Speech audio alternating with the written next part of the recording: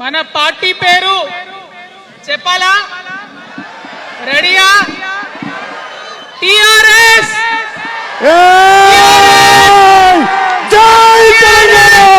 మా యూత్ వచ్చిండ్రు, అందరికీ కూడా పేరు పేరున నమస్కారం.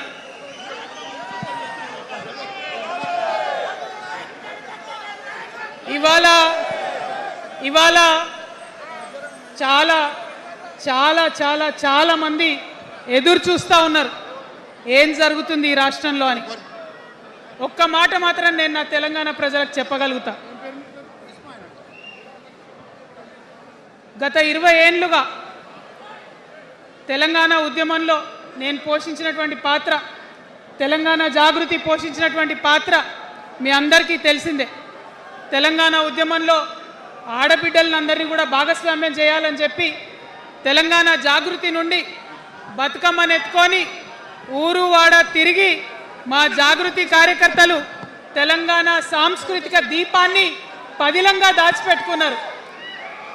మరి వారు దాచినటువంటి ఆ దీపం ఆనాడు చాలా చీకటిలో కాలరాత్రిలో కూడా ఒక కాగడలాగా తెలంగాణ ఉద్యమకారులకు వెలుగునిచ్చింది. మా సింగరేణి గని కార్మికుల చేతిలో కందిలైంది. మొత్తం తెలంగాణ సమాజానికి కూడా ఒక కాంతి రేఖ అయింది.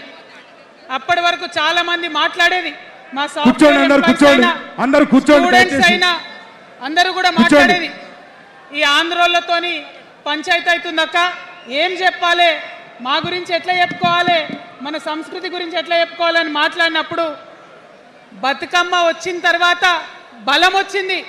బతుకమ్మ పాట వచ్చిన తర్వాత ఇది మా సంస్కృతి, ఇది మా పండుగ, ఇగో గిది తెలంగాణ అని ఎత్తిన ప్రతి బతుకమ్మలో కూడా జై తెలంగాణ జెండా పెట్టి మా ఆడబిడ్డలందరూ కూడా బతుకమ్మ అంటే ఏందో ప్రపంచానికి పునఃపరిచయం చేసుకోవడం జరిగింది.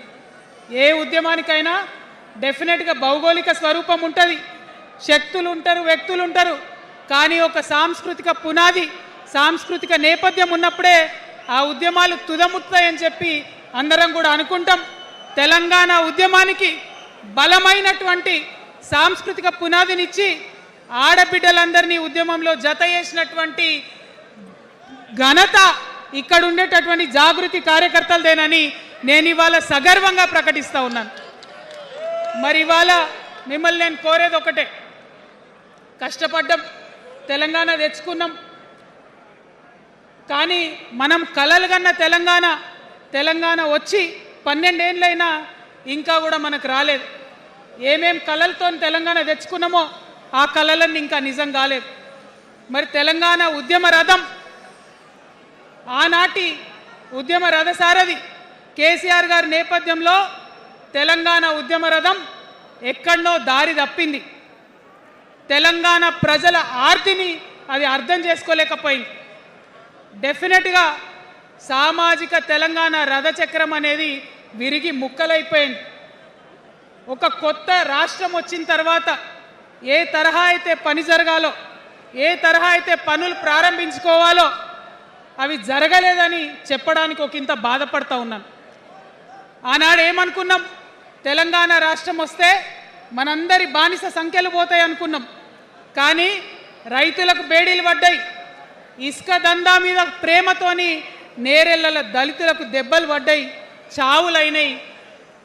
ఒకరిద్దరు కలిసి మాట్లాడుకోవాలంటే ఎవరు ఫోన్ ఎక్కడ మానిటర్ చేస్తుండ్రో అని భయం, వ్యక్తిగత స్వేచ్ఛ లేదు.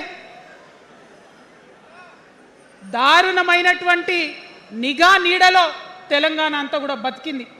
ఇది వాస్తవం. మనం అనుకున్న కలల తెలంగాణ రాలేదన్నది ముమ్మాటికి వాస్తవం. మరి అటువంటి సందర్భంలో నేను ఇవాళ మీ అందరికి ఒక మాట చెప్పాలి. ఆనాడు పరిపాలించిన కుటుంబంలో నేను కూడా ఒక భాగం. ఆనాడు పరిపాలించిన కుటుంబంలో ఒక భాగమైనందుకు కొన్ని విషయాలకు నేను సిగ్గుపడతా ఉన్నాను. తెలంగాణ ప్రజల్ని క్షమించమని కూడా కోరుతా ఉన్నాను. కానీ తెలంగాణ సాధించినందుకు మాత్రం చాలా గర్వపడుతున్నాను. నా జన్మ ధన్యమైందని చెప్పి భావిస్తూ ఉన్నాను.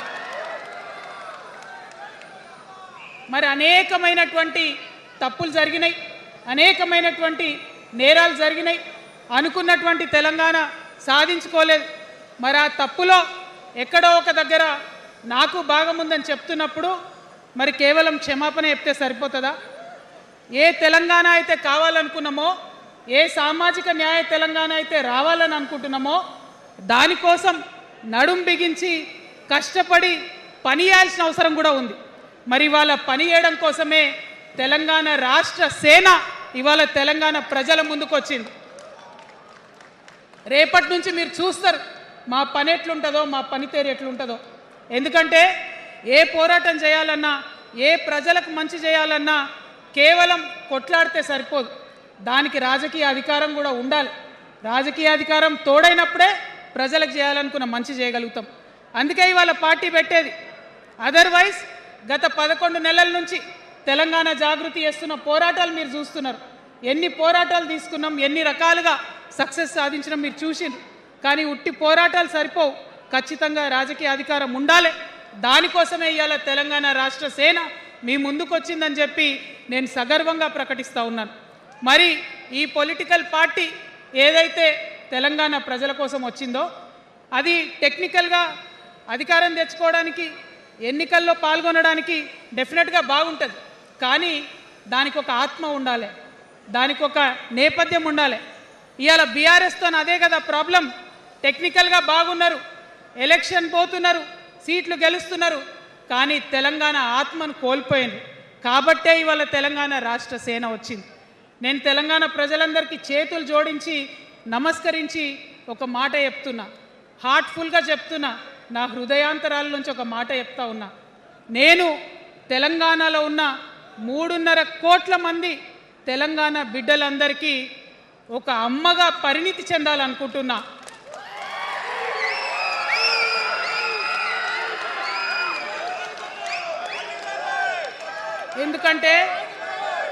ఎందుకంటే ఒక అమ్మతనంతో పరిపాలన జరిగినప్పుడే బిడ్డలకి ఏదైనా కష్టం వస్తే అమ్మ హృదయం బద్దలవుతుంది.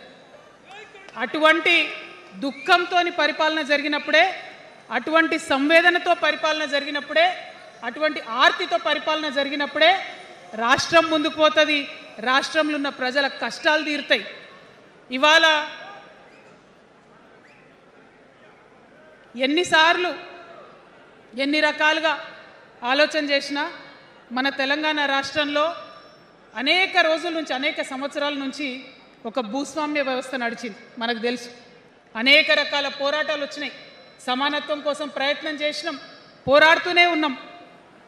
అది రైతాంగ సాయుధ పోరాటం కావచ్చు, ముల్కీ ఉద్యమం 1952 కావచ్చు, 1969లో తెలంగాణ ఉద్యమం కావచ్చు, తర్వాత వచ్చినటువంటి నక్సలైట్ ఉద్యమం కావచ్చు, అనేక సామాజిక ఉద్యమాలు, ఎందరో మంది మహానుభావులు, ప్రొఫెసర్ జయశంకర్ గారి దగ్గర నుంచి మొదలు పెడితే చాకల ఐలమ్మ గారు, దొడ్డి కొమరయ్య గారు, ఆరుట్ల కమలాదేవి గారు, రావి నారాయణ రెడ్డి గారు, సురవరం ప్రతాప్ రెడ్డి గారు, దాశరథి గారు, కాళోజీ గారు, నక్సలైట్ ఉద్యమంలో గద్దరన్న గారు, గణపతి గారు, మారోజు వీరన్న గారు, సాంబశివుడు గారు, ఇట్లా అనేక మంది పోరాటం చేస్తే అంతో ఇంతో సమానత్వం ఇప్పుడు వచ్చింది. మలిదశ తెలంగాణ ఉద్యమంలో కేసీఆర్ గారు, అట్లానే ప్రాణాలు ఇచ్చినటువంటి ఇషాన్ రెడ్డి గారు, యాదయ్య కావచ్చు, సువర్ణ కావచ్చు, అనేక మంది కొట్లాడితేనే ఇవాళ తెలంగాణ రాష్ట్రం వచ్చింది. వీరికన్నా ముందు మరి మీ అందరికీ తెలుసు, సమ్మక్క సారలమ్మ దగ్గర నుంచి మన దగ్గర సామాజిక ఉద్యమాలు నడిచినాయి.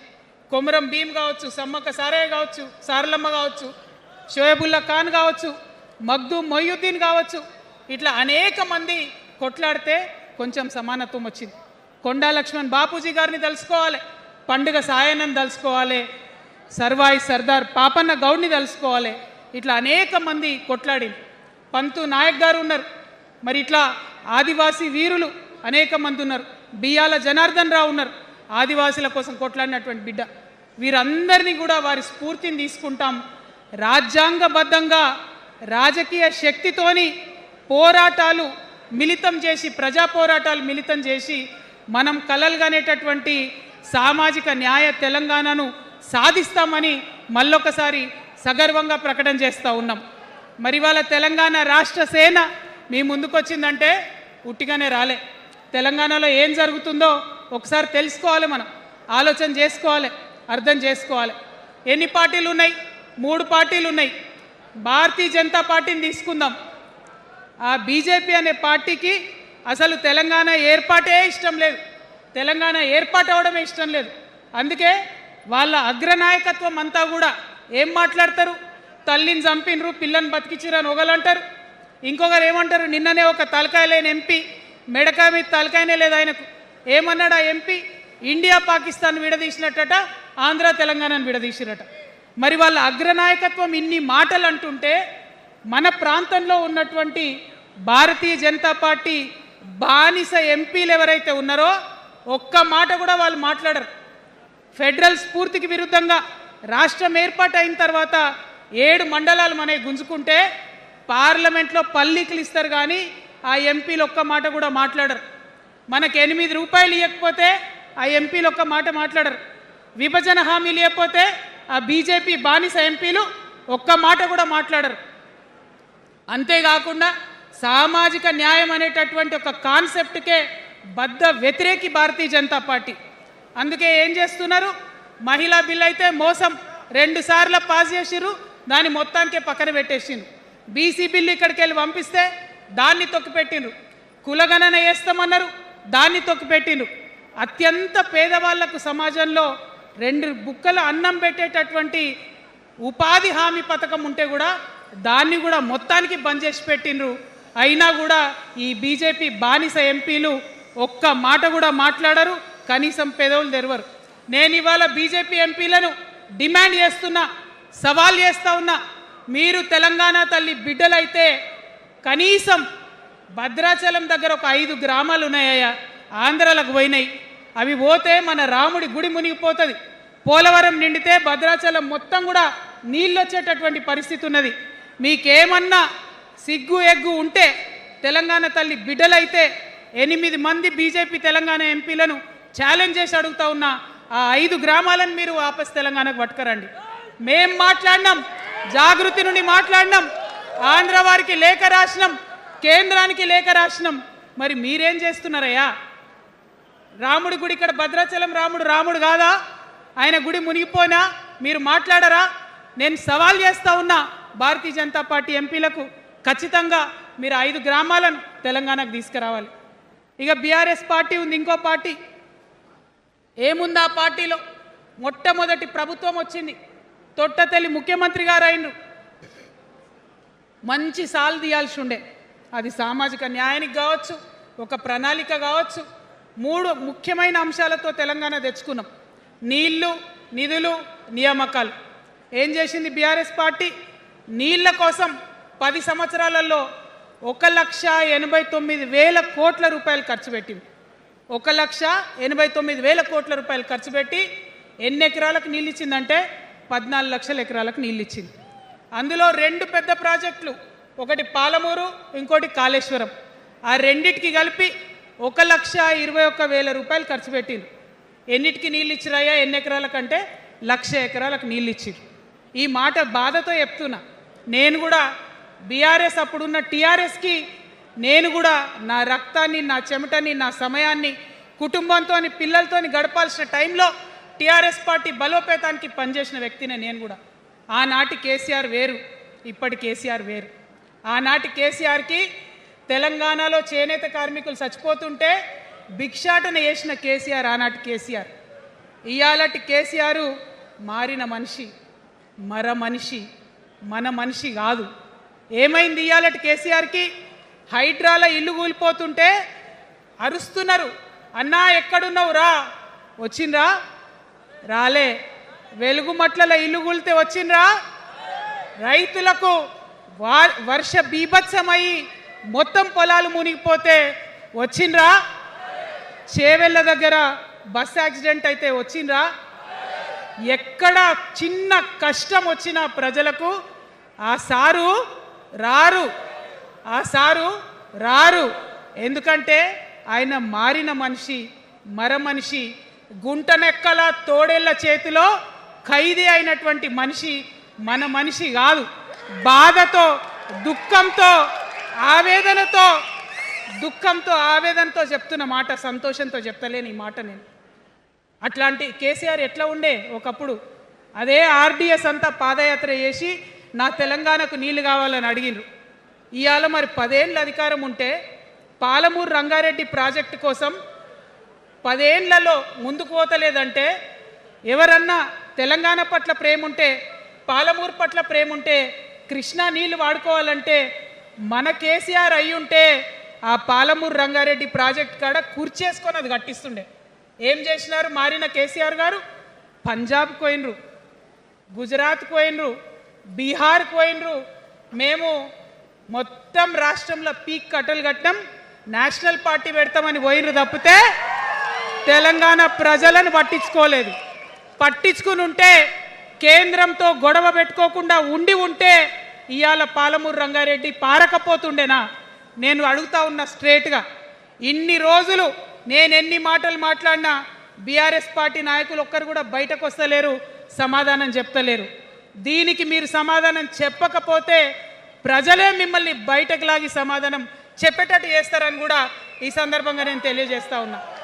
ఒకటే మాట అడుగుతున్నా, మన కేసీఆర్ అయి ఉంటే ఆనాడు తెలంగాణ బిడ్డలు కష్టపడితే బయటకు వచ్చి నా బిడ్డలకు ఇబ్బంది అవుతుందని కొట్లాడిన వ్యక్తి, సింగరేణి గనిలో ఒక కార్మికుడు చనిపోతే అక్కడి దాకా పోయి చూసి వచ్చినటువంటి వ్యక్తి, మరి తెలంగాణ వచ్చినాక ఏమైందా ప్రేమ? అధికారం ముందు మమకారం తగ్గిపోయిందా? ఏం జరిగిందని నేను అడుగుతా ఉన్నా. ఎందుకు ఈ మాట చెప్తా ఉన్నా అంటే, ప్రేమ నాకు కూడా ఉంది. నాకు తండ్రి కావచ్చు, అది వేరే విషయం. కానీ ఒక రాజకీయ నాయకుడిగా వారు ఈ మధ్య రాజకీయ పరిణితి కోల్పోయి మాట్లాడుతూ ఉన్నారు. కేటీఆర్ గారు మాట్లాడిందంటే ఓకే అనుకోవచ్చు, ఆయనకు పెద్ద తెలియదు పాపం. కానీ కేసీఆర్ గారు అనే మాట ఏంటంటే, ప్రజలు తప్పు చేసిండ్రు. ఓకే, ఒక సెకండ్ నేను ఒప్పుకొని దాన్ని, ఒక సెకండ్ అనుకుందాం. ప్రజలు తప్పు చేస్తే నేను ఒక తల్లిగా అడుగుతున్నా, నేను నా కొడుకో మాట చెప్తా, వాడు వినలేదనుకో, కింద పడ్డాడు అనుకో, ఇడిచిపెడతానా? దగ్గర తీసుకొని మంది అనా? ఓకే, ప్రజలు తప్పు చేసిర్రు అనుకోండి, మీకు అధికారం ఇవ్వలేదు అనుకోండి, ఒక కర్కోటకుడి పాలన నడుస్తుంది అలా తెలంగాణలో. ఇబ్బంది పడుతున్నారు ప్రజలు, గోసపడుతున్నారు, ఏడుస్తున్నారు. ఇండ్లు అన్నీ ఉండి ఇండ్లు గూలగొడుతుంటే, అర్ధరాత్రి ఇంటి మీదకి వచ్చి ఇండ్లు గూలగొడుతుంటే ఆదుకోవాల్సిన అమ్మలాంటి మన పాత కేసీఆర్ ఎక్కడున్నాడు? ఇది మనం అడగాల్సింది. అందుకోసమే నేను ఈ నిర్ణయం తీసుకున్నది. నన్ను పార్టీలోంచి బయటకేస్తే నేను వెంటనే పార్టీ పెట్టలే. ఆనాడు కూడా చెప్పిన, నేను ఆలోచన చేస్తున్నా, మారతారేమో అని చూసిన, పదే వేచి చూసిన. ఇవాళ నన్ను పార్టీలోకి వెళ్ళి సస్పెండ్ చేసి 10 నెలలైంది. నాకు నిజంగా మంచిగానే అయింది. ఎందుకు తెలుసా? ఆనాడు ఉద్యమకారులను ఇబ్బంది పెడుతుంటే నేను ఇంకా గట్టిగా మాట్లాడలేదు. ఆనాడు మీకు జరిగింది, ఇవాళ నాకు జరిగింది. కొత్త ఏం లేదు. కేసీఆర్ కోసం, టీఆర్ఎస్ పార్టీ కోసం, ఆనాడు తెలంగాణ ఉద్యమం కోసం ఇండ్లు అమ్ముకొని, భూములు అమ్ముకొని, ప్రతి ఊర్లో టీఆర్ఎస్ కండువా వేసుకొని పోరాటం చేసినటువంటి కార్యకర్తలు ఎక్కడున్నారు ఇవాళ? ఒక్క గుళ్ళ మెంబర్ ఇయర్ రాలేదా? ఒక్క గుడి చైర్మన్ ఇయర్ రాలేదా? తెలంగాణను వ్యతిరేకించి ఉద్యమాన్ని తొక్కిపట్టి మన మీద లాఠీలు పెట్టి కొట్టినటువంటి వాళ్ళకు తీసుకొచ్చి ఎమ్మెల్యే సీట్లు ఇచ్చి వాళ్ళ అనుచరులు వచ్చి మిడతల దండలాగా మన కార్యకర్తల మీద పడితే, తల్లి కోడి కాపాడుకున్నట్టు పిల్లల్ని కాపాడుకోవాల్సిన మన కేసీఆర్ ఏడబోయింది. వచ్చిందా ఎవరికన్నా పదవులు? ప్రతి సంవత్సరం రాష్ట్రం మొత్తంలో పోస్టులు నింపితే 6,000 పైచీలకు నామినేటెడ్ పోస్టులు వస్తాయి తెలుసా? అంటే 10 ఏళ్లలో 2 ఏళ్లకోసారి నామినేటెడ్ పోస్టులు వేసిన ఒక 30,000 మందికి దాదాపుగా ఏదో ఒక గౌరవం. ఏం కావాలి మనకు ఉద్యమకారులకు చెప్పండి? ఏం కావాలి? కండువా వేసుకొని పిచ్చోళ్ళ లెక్క తిరిగినందుకు, మన ఇంటోళ్ళని ఇడిచిపెట్టి తిరిగినందుకు ఇంత మర్యాద కావాలి. మా సార్ నన్ను గుర్తుపట్టిండా, మా పార్టీ నన్ను గుర్తుపట్టింది, నాకేదో చిన్న పదవి ఇచ్చిరని చెప్పుకుంటే ఒక మర్యాద ఉంటుంది. వచ్చిందా మనకు ఆ మర్యాద? ఎక్కడన్నా వచ్చిందా? ఆనాడు అవహేళన చేసిర్రు, పార్టీలకు వచ్చి మళ్ళీ అవహేళన చేసిండ్రు. అంటే ఎప్పుడైతే అధికారం వచ్చిందో అప్పుడు అమ్మతనం పోయింది, ఎప్పుడైతే అధికారం వచ్చిందో అప్పుడు మమకారం పోయింది. అందుకే అంటున్నా, ఆయన మన కేసీఆర్ కాదు, మారిన కేసీఆర్, మరబొమ్మ లాంటి కేసీఆర్. కాబట్టే ఇవాళ నేను నిలబడి యుద్ధం చేస్తా ఉన్నా, కాబట్టే యుద్ధం చేస్తా ఉన్నా. ఈ గడ్డకు ఈ తెలంగాణ రాష్ట్రానికి ప్రాణాలు అడ్డం పెట్టుకొని మన ప్రజలను కాపాడాల్సినటువంటి వ్యక్తులు కావాలి, అటువంటి సైన్యం కావాలి. సైన్యం అయిదామా? సిద్ధంగా ఉన్నారా? ఎట్లయితే ఉద్యమం అప్పుడు కడుపు కట్టుకొని కాలు కట్టుకొని పనిచేసినామో ఇప్పుడు అట్లా పనిచేయాల్సినటువంటి అవసరం ఉన్నది. ఇవాళ ఒక్క పాలమూరు రంగారెడ్డి కాదు, కాళేశ్వరంలో జరిగినటువంటి అవినీతి. ఒక మాట ఆలోచించాలి. మన కేసీఆర్ అయితే ఏమన్నాడు అప్పుడు ఉద్యమంలో? నా బిడ్డ కానీ నా కొడుకు కానీ తప్పు చేస్తే తీసి పారేస్తా పార్టీలకు వెళ్ళన్నారు. ఇవాళ నేనేం చేసిందే మీకు తెలియదా? నేనేం చేసిన? కాళేశ్వరంలో అవినీతి జరిగిందన్నమాట చెప్పిన. అంటే అవినీతి జరిగిందని చెప్పిన నన్ను బయటేసి అవినీతి చేసిన పందికొక్కుల్ని పక్కన కూర్చోబెట్టుకున్నారు చూడు. అది మన కేసీఆర్ కాదు, అది మన కేసీఆర్ కాదు. ఆత్మలేని మరబొమ్మ ఇప్పుడున్న కేసీఆర్, మన కేసీఆర్ కాదు. మన కేసీఆర్ అయితే కళ్ళెత్తి చూసే ధైర్యం ఉండకుంటుండే, కాళ్ళు మొక్కేటటువంటి తత్వం ఉంటుండే. ఇవాళ అది మన కేసీఆర్ కాదు. కాబట్టే ఎదురుగా నిలబడి కొట్లాడుతా. నాతో కలిసి వస్తారా? సిద్ధమేనా? ఇవాళ బీఆర్ఎస్ పార్టీ చేస్తున్నటువంటి అనేక తప్పులు, అనేక అంశాలు ఉన్నాయి. ఒకటి కాదు, రెండు కాదు. ఇది ప్రారంభం మాత్రమే. మొదలు పెట్టినాం, జస్ట్ ఇల్లలికినాం. In front there is crocodiles festival.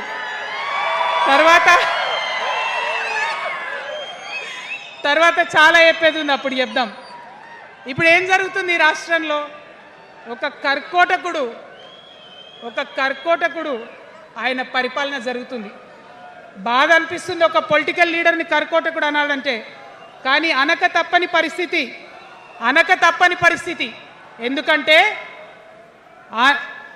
ఎందుకంటే మొన్న ఖమ్మంలో వెలుగుమట్లలో అన్ని పర్మిషన్స్ ఉన్నాయి, అన్ని కాయిదాలు ఉన్నాయి. అర్ధరాత్రి పోయి ఇల్లు కూలగొడితే ఒక నిండు గర్భిణి టెన్షన్తోని అబార్షన్ అయిపోతే ఆ తండ్రి ఏడ్చిన ఏడ్పులు, ఆ తండ్రి రోదన ఇంకా కూడా ఈ చెవులకు వినబడుతుంది. కాబట్టి ఇప్పుడున్న సీఎంని కర్కోటకుడనే అంట, హిట్లర్ అనే అంట. 2 నెలల చిన్న పాప పసికందు కుమ్మెర గ్రామంలో చచ్చిపోతే ఇప్పటి వరకు కూడా కేసు పెడతలేరు. హోంమంత్రి కూడా ముఖ్యమంత్రే, ఆయనకు తీరిక లేదు పాపం. చిన్న పసికందు చచ్చిపోతే ఇప్పటి వరకు కేసు పెడతలేరు. అందుకే అంటున్నా, కర్కోటకుడైనటువంటి సీఎం పరిపాలనలో ఉన్నాం. ఖచ్చితంగా కొట్లాడాల్సిందే. మనం ఏదైతే గురుకులాలు ఉన్నాయో వాటిలో విషం పెట్టి పిల్లల్ని చంపుతా ఉన్నారు. అయినా సరే విద్యాశాఖ మంత్రిగా ఉన్న సీఎం మాట్లాడతలేడు. అందుకే కర్కోటకుడు అంటా ఉన్నాం, అందుకే హిట్లర్ అంటా ఉన్నాం. కర్ల రాజేష్ అనేటటువంటి దళిత యువకుడు కస్టడీలో చచ్చిపోతే ఇప్పటి వరకు కూడా దానికి బాధ్యులైన పోలీసులను ఏం చర్యలు తీసుకోలేదు వాళ్ళ మీద. అందుకే కర్కోటకుడు అంటా ఉన్నాం, అందుకే హిట్లర్ అంటా ఉన్నాం. పిడికిలి బిగించి ఇప్పుడున్నటువంటి రాక్షస కాంగ్రెస్ పైన ఖచ్చితంగా కొట్లాడతాం, అందరికన్నా ఎక్కువ కొట్లాడతాం. ఇప్పుడు మనమే ప్రధాన ప్రతిపక్షం అవుతాం. 2 ఏళ్ల తర్వాత మనమే అధికార పక్షం అవుతాం. ఖచ్చితంగా అధికారంలోకి వస్తాం. ఎందుకోసం వస్తాం అంటే నేను ఒక మాట చెప్పాలి. అందరినీ మనం మాటలు అంటున్నాం కదా. We're opposing everybody, we're criticising everybody. But what is the solution? Don't oppose without propose అని కాన్షీరామ్ గారు చెప్పారు, నేను చెప్పలే. డోంట్ అపోజ్ వితౌట్ ప్రపోజ్ అని. సో నేను కొన్ని ప్రపోజల్స్ తెలంగాణ ప్రజల ముందు పెట్టాలనుకుంటున్నా. నేను ఈ 3 పార్టీలు అధర్మంతో నిండిపోయినాయి, అవినీతితో నిండిపోయినాయి, బంధుప్రీతితో నిండిపోయినాయి, కుటుంబ అవినీతి పరిపాలనతో నిండిపోయినాయి. కాబట్టి నేను ఒక ప్రపోజల్ చెప్తున్నా. ఈ 3 పార్టీల మీద ఆనాడు భగవంతుడు శ్రీకృష్ణుడు చెప్పినట్టు పాంచజన్యం, ఆయన శంఖం పేరు, యుద్ధంకి ముందు పాంచజన్యం ఎట్లయితే పూరిస్తారో మనం కూడా పాంచజన్యం పూరిద్దాం. ఒక 5 అంశాలను ప్రధానంగా తీసుకుందాం. ఆ 5 అంశాల కోసం ఇప్పుడు కొట్లాడదాం. రేపు ప్రభుత్వంలోకి వచ్చిన తర్వాత మన ప్రజలకు చేద్దాం. ఏం అంశాలు అవి? మొట్టమొదటిది విద్య. ఇవాళ గవర్నమెంట్ స్కూల్స్ అంటే ఆనాడు కేసీఆర్ గారు స్కూల్ బంద్ చేసుకుంటూ వచ్చారు, అదే రేవంత్ రెడ్డి గారు కొనసాగిస్తున్నారు. ఎక్కడా కూడా ప్రభుత్వ పాఠశాలలలో వసతులు లేవు. వాష్రూమ్ ఉండదు, వాచ్మెన్ ఉండడు, అటెండర్ ఉండడు, పిల్లలే పోయి బెల్లు కొట్టుకోవాలి, పిల్లలే పోయి బాత్రూమ్లు కడుక్కోవాలి, మంచినీళ్ళు ఉండవు, భయంకరమైన పరిస్థితి ఉంది. నేనేమంటా అంటే గుడిని ఎంత పవిత్రంగా చూస్తామో బడిని కూడా అంతే పవిత్రంగా చూడాలి. గుడిని ఎంత పవిత్రంగా చూస్తామో బడిని అంత పవిత్రంగా చూడాలి. కాబట్టి నేను ఒక మాట అంటున్నా, ప్రతి ఊర్లో ఒక బడి ఉండాలి, ప్రతి తరగతికి ఒక టీచర్ ఉండాలి. ప్రతి ఊర్లో ఒక బడి ఉండాలి, ప్రతి తరగతిలో ఒక టీచర్ ఉండాలి. ఖచ్చితంగా అట్లా జరిగినట్టయితే ప్రభుత్వ పాఠశాలలు మంచిగా అవుతాయి. మరి నా పేద మధ్యతరగతి ఆడబిడ్డలు, మా అక్కలు అమ్మలు అనుకుంటున్నారు, అక్క మరి ఆల్రెడీ మా పిల్లలు ప్రైవేట్ స్కూళ్ళలో చదువుతున్నారు, వాళ్ళ సంగతి ఏందని. నేను మాట ఇస్తా ఉన్నా, ఇవాళ మన ప్రభుత్వం వస్తుంది, ఖచ్చితంగా వస్తుంది. ఎందుకంటే ప్రభుత్వంలో వచ్చేది మీ అమ్మ కాబట్టి అమ్మ జేబు చూడదు, కడుపు చూస్తుంది. అమ్మ జేబు చూడదు, కడుపు చూస్తుంది. కాబట్టి మీ పిల్లలు ప్రైవేట్ పాఠశాలలో చదువుతున్నా, ఎంతవరకు చదువుకున్నా కంప్లీట్గా మీ మీద ఒక్క రూపాయి కూడా భారం పడకుండా చదివించే బాధ్యత మేము తీసుకుంటాం. అది ప్రైవేట్ పాఠశాలలు కానీ, డాక్టర్ కానీ, ఇంజనీర్ కానీ, రాకెట్ సైంటిస్ట్ కానీ మన తెలంగాణ బిడ్డలు చదువుకుంటే ఒక్క రూపాయి కూడా పేద మధ్యతరగతి వాళ్ళ మీద భారం పడకుండా ఉచిత విద్యను అందించే బాధ్యత నేను నా తెలంగాణ బిడ్డల కోసం తీసుకుంటా అని ఈ సందర్భంగా తెలియజేస్తున్నా. ఇవాళ పరిస్థితి ఏంటిది? యూనివర్సిటీలో ఉన్న పిల్లలు అంతకుముందు తెలంగాణ రాకముందు నేను చూసిన రక్తం అమ్ముకునేది డబ్బులు లేకపోతే. ఇవాళ ఏం చేస్తున్నారు? బావర్చి కాడ గిగ్ వర్కర్ లెక్క గోడ మీద కూర్చొని వెయిట్ చేస్తున్నారు. అవునా కాదా? ఎందుకంటే ఆ గిగ్ వర్కర్ చేస్తే అంతో ఇంతో పైసలు వస్తాయి, పేరెంట్స్ మీద ఆధారపడకుండా ఉండొచ్చు అని. మరి యూనివర్సిటీలను పట్టించుకున్నామా? బీఆర్ఎస్లో ఉన్నప్పుడు 10 ఏళ్ళు ఒక్క రూపాయి కూడా ఇవ్వలేదు యూనివర్సిటీకి. ఆ యూనివర్సిటీ మిత్రులకు, పాఠశాలలో ఉన్నటువంటి వారందరికీ నేను ఒకటే ప్రపోజల్ చేస్తున్నా, మీరు ఎంత చదువుకుంటారో చదువుకోండి, ఒక్క రూపాయి కూడా మీ మీద భారం పడకుండా చదివించే బాధ్యత తెలంగాణ రాష్ట్ర సేన తీసుకుంటుంది. ప్రైవేట్ పాఠశాలలు కూడా బాగుంటాయి, ప్రభుత్వ పాఠశాలలు కూడా బాగుంటాయి, కానీ భారం తల్లిదండ్రుల మీద పడదు. అది మీ అమ్మ ప్రభుత్వంలో జరగబోతుందని, మీ తల్లి ప్రభుత్వంలో జరగబోతుందని మీకు మాటిస్తా ఉన్నా. సెకండ్, మనకేమవుతుంది? మన తెలంగాణలో పేద మధ్యతరగతి ప్రజలకు ఏమవుతుంది? ఎవరన్నా ఇంట్లో రోగం వస్తే, ఒక యాక్సిడెంట్ అయితే ఇల్లు గుల్లవుతుంది. అందుకే ఆలోచన చేసి వైద్యం గురించి ఒక నిర్ణయం తీసుకున్నా. మన రెండో అంశం పాంచజన్యంలో వైద్యం కోసం అనేక అగచాట్లు పడుతున్నారు, అనేక ఇబ్బందులు పడుతూ ఉన్నారు. నేను ఒకటే మాట ఇస్తా ఉన్నా, ఏ రోగమన్నా రాని, ఎంత పెద్ద హాస్పిటల్ అన్నా కానీ, మన తెలంగాణలో మన జబ్బు ఎక్కడ తగ్గుతుందో అక్కడ మీ జేబులకెళ్ళి ఒక్క రూపాయి ఖర్చు కాకుండా ఉచిత వైద్యం అందించే బాధ్యత మేము తీసుకుంటా ఉన్నాం. ఉచితంగా విద్య ఇచ్చి, ఉచితంగా వైద్యం ఇచ్చినాక నా తెలంగాణ బిడ్డల మీద నాకు నమ్మకం ఉంది. మనం కష్టపడే బిడ్డలం, మీరే పైసలు సంపాదించి ఇస్తారు, మీరే రాష్ట్రాన్ని ముందుకు తీసుకుపోతారు. అవునా కదా? ఉచిత విద్య, ఉచిత వైద్యం మన రెండు అంశాలు పాంచజన్యంలో. మూడవది వ్యవసాయం. మా రైతన్నలు ఉన్నారు, మా రైతన్నలు ఎంతో కష్టపడి మరి పంటలు పండించి చెమటలు కక్కి మనందరికి అన్నం పెడతారు. మీ అందరినీ నేను కోరేది ఒకటే, ఇవాళ అందరూ అర్రాస్ పాట పాడినట్టు నీకు ఎకరానికి ఇంత ఇస్తా అని చెప్పి మాట్లాడుతున్నారు తప్పితే మనకున్న కష్టం ఎవరైనా తీరుస్తున్నారా? ఏం కష్టం ఉంటుంది రైతుకి? భూమి కష్టం ఉంటుంది, చెప్పుకోవాలి. భూమి మీద దాని ఇబ్బంది ఉంది. ఎంఆర్ఓ ఆఫీస్కి పోతే మనని ఎవడన్నా రాణిస్తాడా? మాట్లాడతాడా? నీ దోతి బాగలేదు, నీ అంగి బాగలేదు, నీ కాళ్ళకు మట్టి ఉండే, నీ చెప్పులకు మట్టి ఉండే, రానియరు. అదే సూటు బూట్ వేసుకొని ఎవరన్నా వస్తే ఏం చేస్తారు? పిలిచి కూర్చోబెట్టి, చేంబర్లో కూర్చోబెట్టి, చాయ్ ఇచ్చి, కాఫీ ఇచ్చి అన్ని పనులు చేసి పంపుతారు. మన ప్రభుత్వం రాబోతా ఉంది. ఆ ప్రభుత్వంలో రైతే రాజు అనేటటువంటి నినాదాన్ని నిజం చేస్తాం.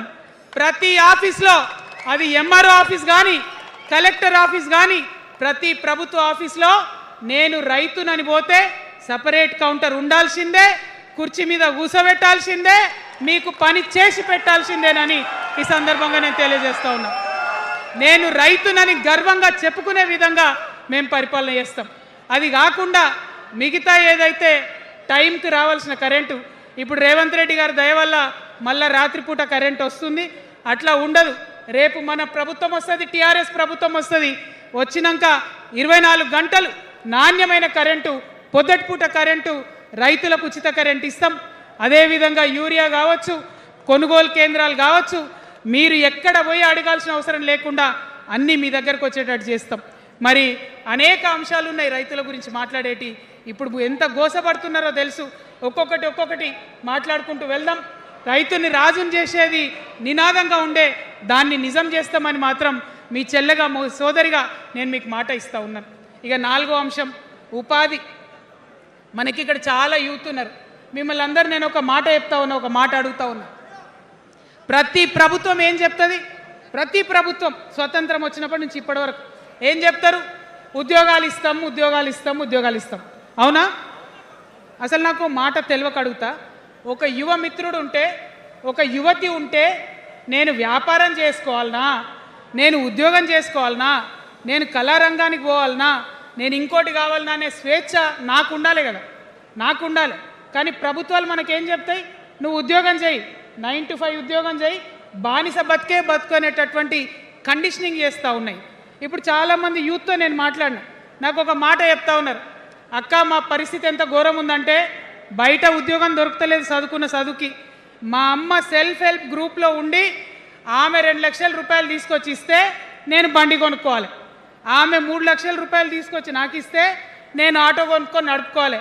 వయసు వచ్చిన కొడుకుని, వయసు వచ్చిన బిడ్డని తల్లి దగ్గర చేయి జాపాలంటే నామోష్ అనిపిస్తుంది అక్క అని అనేక మంది చెప్పారు. అందుకే నేను చెప్తా ఉన్నా, ఉపాధి అంటే కేవలం ఉద్యోగం కాదు. ఉపాధి అంటే మన ప్రభుత్వంలో, రేపు రాబోయేటటువంటి మీ అమ్మ ప్రభుత్వంలో 2 లక్షల రూపాయల నుంచి మొదలు పెడితే 20 కోట్ల రూపాయలకు కూడా మనము మీ వ్యాపారానికి సంబంధించిన ఐడియాతో మీరు వస్తే బ్యాంకులతో సంబంధం లేకుండా నా యువకులను, నా యువతులను నమ్మి ఆ లోన్ డైరెక్ట్గా మీకు ఇవ్వడం జరుగుతుంది. ఎందుకోసం ఈ మాట చెప్తా ఉన్నా అంటే, మన తెలంగాణ బిడ్డలకు మంచి సృజనాత్మకత ఉంది, ఆలోచించే శక్తి ఉంది, కష్టపడే తత్వం ఉంది. ఇవన్నీ కూడా మంచి వ్యాపారవేత్తలకు ఉండేటటువంటి లక్షణాలు. కానీ వచ్చినటువంటి ఏ ప్రభుత్వాలు కూడా మనకు చేయూతనియ్యలే. ఖచ్చితంగా నా యూత్ని నేను నమ్మాలనుకుంటున్నా, నా యూత్కి నేను డబ్బులు ఇవ్వాలనుకుంటున్నా. వాళ్ళ చేతిలో డబ్బులు పెట్టి వాళ్ళు ఇంకెంత సంపాదన నా తెలంగాణ రాష్ట్రానికి ఇస్తారో చూడాలని నేను అనుకుంటున్నా. యూత్ ఎంపవర్మెంట్ గ్రూప్స్ తయారు చేస్తాం. 2 lakhs to 20 crores వరకు డైరెక్ట్గా గవర్నమెంటే ఉండి మీకు లోన్స్ ఇస్తాం. మరి ఉద్యోగం చేయాలనుకునే యూత్ ఉంటే నేను ఒక శుభవార్త చెప్తా ఉన్నా. బాగా లెక్క పెట్టినాం. మీకు తెలుసు, నేను ఏది స్టడీ చేయకుండా చెప్ప, ఆగమాగం మీద అసలే చెప్ప. నేను స్టడీ చేసిన దానికి ఏంటంటే, ఎవరైతే ఉద్యోగం చేయాలనే యూత్ ఉంటారో వాళ్ళకి మొదటి సంవత్సరమే మన గవర్నమెంట్ వచ్చినాక 4 లక్షల ఉద్యోగాలు ఒకటేసారి సింగిల్ నోటిఫికేషన్తో ఇచ్చి తీర్థం. ఇది నా మాట, ఇది నా మాట. నేను మళ్ళీ మీకు ఎందుకు చెప్తా ఉన్నా ఈ మాట అంటే, నేను తల్లిని, నేను జేబు చూడ, ఎంత ఖర్చు అవుతుంది, ఎంత జీతం అవుతుంది చూడ, నా కొడుకు కడుపులో ఉన్న బాధను, వాడి ఆత్మగౌరవాన్ని, నా బిడ్డ బాధను, ఆమె చదువుకున్న చదువుకి రావాల్సిన ఉద్యోగాన్ని దాన్నే చూస్తా. కాబట్టి మొదటి సంవత్సరమే 4 లక్షల ఉద్యోగాలు ఇస్తాం. మరి మన ఉద్యమకారులు ఇంతమంది వాళ్ళ వయసుని, వాళ్ళ యవ్వనాన్ని, వాళ్ళు సంపాదించుకునేటటువంటి మొత్తం వయసును కూడా ఉద్యమానికి దారపోసింది. కాబట్టి నేను ఉద్యమకారుల కోసం ప్రత్యేకించి జూన్ 2, 2014 వరకు కట్ ఆఫ్ డేట్ పెట్టుకొని ఆనాటి ఉద్యమకారులకి 1 లక్ష ఉద్యోగాలు, సూపర్ న్యూమరరీ జాబ్స్ క్రియేట్ చేయబోతా ఉన్నామని కూడా ఈ సందర్భంగా తెలియజేస్తున్నా. అంటే ఇవన్నీ తెలంగాణ ఉద్యమంలో, తెలంగాణ రాష్ట్ర సాధనలో మీరు చేసిన ప్రయత్నానికి, మీ రుణం తీర్చుకోవడానికి నేను చేస్తున్న ఈ ప్రయత్నం అని చెప్పి ఈ సందర్భంగా తెలియజేస్తా ఉన్నా. మరిగా మన పాంచజన్యంలో 5వ అంశం, ఆఖరి అంశం, అతి ముఖ్యమైనటువంటి అంశం సామాజిక న్యాయం. సామాజిక న్యాయ తెలంగాణ సాధించాల్సిందే. మన ఎస్సీ మిత్రులకు, ఎస్టీ మిత్రులకు అగ్రవర్ణాల్లో ఉన్నటువంటి పేదవారికి, బీసీలకు అందరికీ న్యాయం జరగాలి. మా మైనారిటీ సోదరులు, మా ముస్లిమ్స్ కావచ్చు, క్రిస్టియన్స్ కావచ్చు, సిక్కులు కావచ్చు, అందరికీ కూడా న్యాయం జరగాలి. మరి బీఆర్ఎస్లో మనం చూసినాం, ముస్లిమ్స్ కోసం थोड़ी देर उर्दू में बात करके, आपसे मीठी मीठी बातें बोल के, सोपत करके देखो सोना घिसके देखो बोले. आप 2 बार सोपत कर लिए, तालीम का एक छोटा सा रोशनी आपको दिखाए, लेकिन रोजगार आपसे दूर रखे. जो 12% रिजर्वेशन का बात हुआ था, उसके ऊपर कुछ भी अमलावरी नहीं हुआ. और जो माइनॉरिटी फाइनेंस कॉरपोरेशन का पहले लोन मिलते थे, 10 साल के बीआरएस में कितने लोन मिले, अब 2 साल के कांग्रेस में कितने लोन मिले, आप एक बार देख लो. सारे लोग बस बातें ही बोल रहे हैं, लेकिन काम कोई नहीं कर रहा है. आपकी बेटी हूँ मैं, ये धरती का कर्ज उतारने के लिए नया पॉलिटिकल पार्टी आपके सामने लेके आई हूँ. आपसे मैं गुजारिश करती हूँ, मेरे साथ चलिए. जो बदलाव आपके ज़िंदगी में आएगा, ज़रूर आपको बदलाव दिखेगा. पहले जैसा नहीं होगा. बिल्कुल अलग सा एक स्ट्रैटेजी बना रहे हैं, अलग से आपके रेस्पेक्ट के लिए हमारी सोच है. हम मिलेंगे, बात करेंगे. మరి అందరికన్నా ఎక్కువ మా ఆడబిడ్డలంటే నాకు ప్రాణం. మా ఆడబిడ్డల కోసం ప్రత్యేకంగా నేను ఒకటే మాట చెప్తున్నా, మనం ఎక్కడ ఉన్నా, ఏ వయసులో ఉన్నా మనకు భయం అవుతుంటుంది ఎక్కడికైనా పోవాలంటే. మన భద్రత మీద మనకు ఆలోచన ఉంటుంది, ఖచ్చితంగా ప్రధానమైన అంశంగా తీసుకుంటాం. అదేవిధంగా ఇప్పుడు చదువుకుంటున్నటువంటి ఆడపిల్లలు, వారి ఉద్యోగాల మీద ప్రయారిటీగా తీసుకుంటాం. వారి వ్యాపారవేత్తలుగా తీర్చిదిద్దడానికి ఖచ్చితంగా ప్రయత్నం చేస్తాం. ఇప్పుడు సెల్ఫ్ హెల్ప్ గ్రూప్స్లో ఏదైతే వడ్డీ లేని రుణాలు ఇస్తున్నారో, అట్లా కాకుండా ప్రాపర్గా గ్రాంట్స్ ఇచ్చేటట్టుగా ప్రయత్నం చేస్తాం. చిరు ఉద్యోగులు, కాంట్రాక్ట్ ఉద్యోగులు ఎవరైతే ఉన్నారో, ఎవరైతే విస్మరించబడ్డారో, వారందరినీ కూడా కళ్ళలో పెట్టి కాపాడుకుంటాం. ఇవాళ ప్రారంభం మాత్రమే, అనేక అంశాలు చెప్పుకున్నాం, కానీ ఖచ్చితంగా పాంచజన్య శంఖం పూరిస్తాం. అవతలి వాడు మనవాడైనా సరే, అధర్మం వైపు వాడుంటే వాళ్ళ మీదైనా సరే యుద్ధం చేయడానికి ఖచ్చితంగా వెనుకడుగు వేయకుండా ముందుకే వెళ్తామని తెలియజేస్తూ, మరి ఈ 3 పార్టీలు కూడా, Congress party single agenda, Rahul గాంధీని ప్రధానమంత్రి చేయాలి. BRS party single agenda, farm హౌస్లో పెద్దసారు ఉండాలి, చిన్నసారు సీఎం కావాలి. బీజేపీ పార్టీ సింగిల్ ఎజెండా, సామాజిక న్యాయాన్ని కథం పట్టియాలి. కాబట్టి 3 పార్టీల మీద కూడా యుద్ధం చేసేది ఉన్నది. అలుపెరగని పోరాటానికి సిద్ధం కావాలని చెప్పి మొత్తం మన జాగృతి సైనికులందరినీ కూడా నేను పిలుపునిస్తా ఉన్నాను.